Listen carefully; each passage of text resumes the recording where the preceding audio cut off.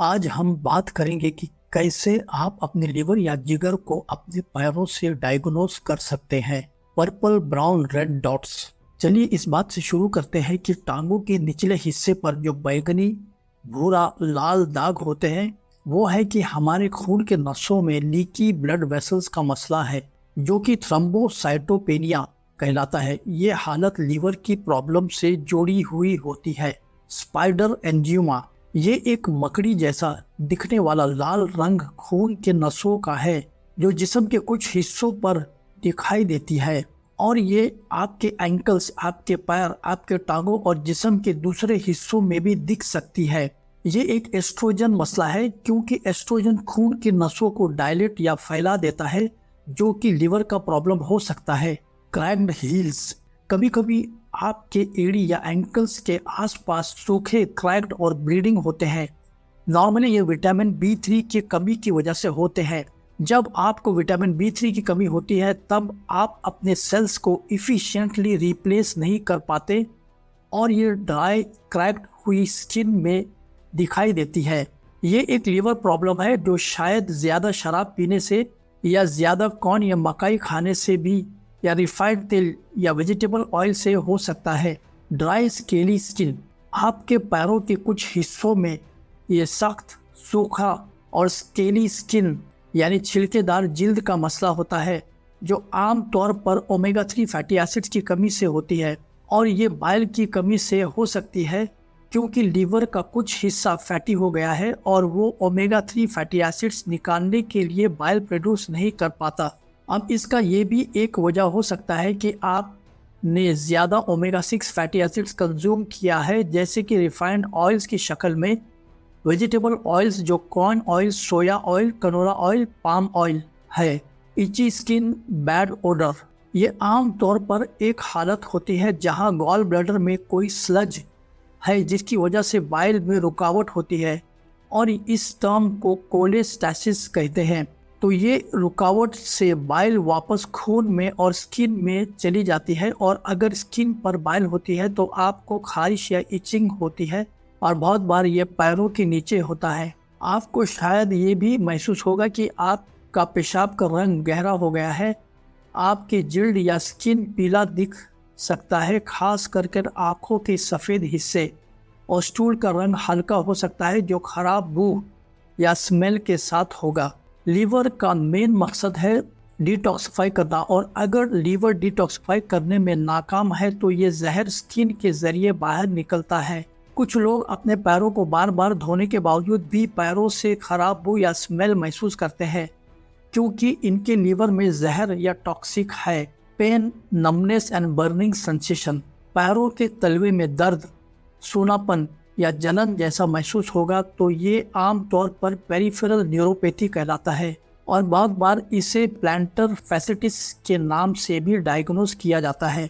लेकिन यहाँ दिलचस्प बात यह है कि इंसुलिन रेजिस्टेंस, जो बाद में प्री डायबिटीज़ और फिर डायबिटीज़ में तब्दील हो जाता है, ये लीवर से शुरू होता है। तो कोई भी शख्स जो इंसुलिन रेजिस्टेंस, प्री डायबिटीज़ या डायबिटीज़ का शिकार है, उसकी लीवर में कुछ मसला ज़रूर होगा। गाउट, आमतौर पर जब आप गाउट के बारे में सोचते हैं तो आपका ध्यान किडनी या गुर्दे की तरफ जाता है, क्योंकि किडनी खून को फिल्टर करके यूरिक एसिड को बाहर निकाल रही होती है। लीवर यूरिया साइकिल अहम किरदार अदा करता है, जो प्रोटीन को ब्रेकडाउन से पैदा होने वाले नुकसानदार अमोनिया को यूरिया में तब्दील करता है, जो कि यूरिन में आसानी से बाहर निकल जाती है। तो जब आपका लीवर बेहतर काम करेगा तो आपको गाउट अटैक्स, जो कि बड़े टो और ये जॉइंट के बीच में दर्द होता है, और सूजन या स्वेलिंग कम हो जाएगी। टोनेल फंगस, टोनेल फंगस जो कि आमतौर पर आपके गट में माइक्रोब्स के इम्बैलेंस होने की वजह से होता है। आपके गट में नॉर्मली ये डाइवर्स माइक्रोब्स होने चाहिए, जो कि एक्चुअली इन फंगस की ओवरग्रोथ से बचाव करते हैं। ये एक माइक्रोफ्लोरा में इम्बैलेंस से जुड़ा हुआ है, और लीवर और बाउल यानी पेट का गहरा ताल्लुक है।